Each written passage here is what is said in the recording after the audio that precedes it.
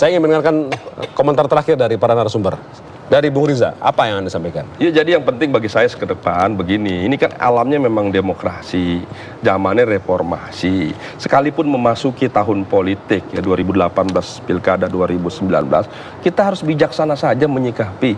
Apalagi posisi pemerintah. Udah sama seperti DPR. DPR itu mau bagus kayak apa, udah dikritisi setiap hari, terima. Yang penting kita kerja secara baik, tampung aspirasi, perjuangkan ada MD3 aspirasi. Dibunuh juga nanti yang kritik. Ada undang-undang MD3. Enggak seperti itu. Gitu ya. Maksud saya, itu harus diterima sebagai kritik. Nah, apalagi pemerintah, wajar kalau pemerintah, harusnya pemerintah lebih banyak dikritik daripada DPR. Kenapa? Karena pemerintah punya kekuasaan lebih besar dari DPR, punya kewenangan lebih besar, menggunakan anggaran lebih besar, punya aparat, semuanya dia punya. Wajar kalau dikritik oleh masyarakat. Kalau kritiknya karena benar. ekspektasi masyarakat pada pemerintah itu setiap hari semakin besar. Jadi wajar pemerintah. Jadi bijaksana saja lah, nggak usah baper tadi. Siapapun pejabat sikapi secara bijak, diskusi, tunjukkan kinerja, apapun kritiknya. Gitu. Bung Baidowi. Ya, kalau saya melihat ancaman dari Pak Luhut itu hanya spontan lah. Tidak, kami meragukan itu akan menindaklanjuti pada hal-hal yang lebih serius. Jadi itu terbawa situasi, ada sebab dan akibat. Sebabnya apa? Sudah kita tahu bersama, ada semacam tudingan yang tidak dibarengi dengan bukti-bukti real di lapangan kan. Sehingga reaksinya seperti itu.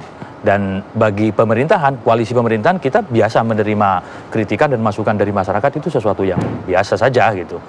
Cuman ya kita harapkan kritiknya itu membangun. Toh kita bersama ini untuk membangun bangsa, tidak hanya berdiri di atas kepentingan kelompok. Kita ingin semua berada di atas kepentingan bangsa. Tantangan kita masih besar, masih banyak daripada hanya meributkan soal yang remeh-temeh seperti ini. Ya.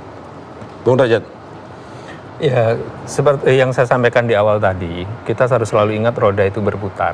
Ya. Jadi ketika diberi kesempatan untuk memimpin negeri ini, ya kita jangan anti kritik, jangan kuping tipis, jangan baper tadi, ya, jangan arogan gitu ya.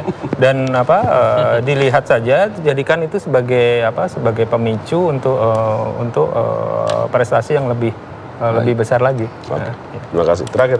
Ya, saya mengatakan begini, silakan aja, kritis itu boleh dan kita butuhkan teman-teman ini menjadi mitra strategis.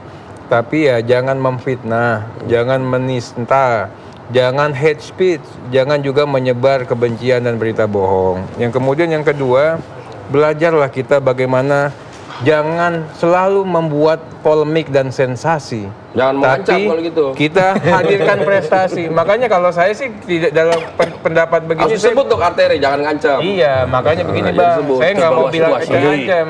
Kalau antum itu kan nggak boleh, makanya ini ada hikmahnya juga. Kalau perlu nanti Pak Luhut, ya buktiin aja yang diomongin. Bener nggak bisa cari kesalahannya Pak Amin, dipaparin aja. Jadi kan publik juga jelas nanti. Jadi bukan mengancam ini yang bisa katakan demikian. Yang kemudian saya katakan Pak.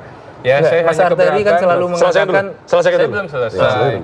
Saya ingin mengatakan beginilah. Tambah short nanti. Yang saya katakan, saya tadi kan sedihnya saya harus menjelaskan kenapa sedih.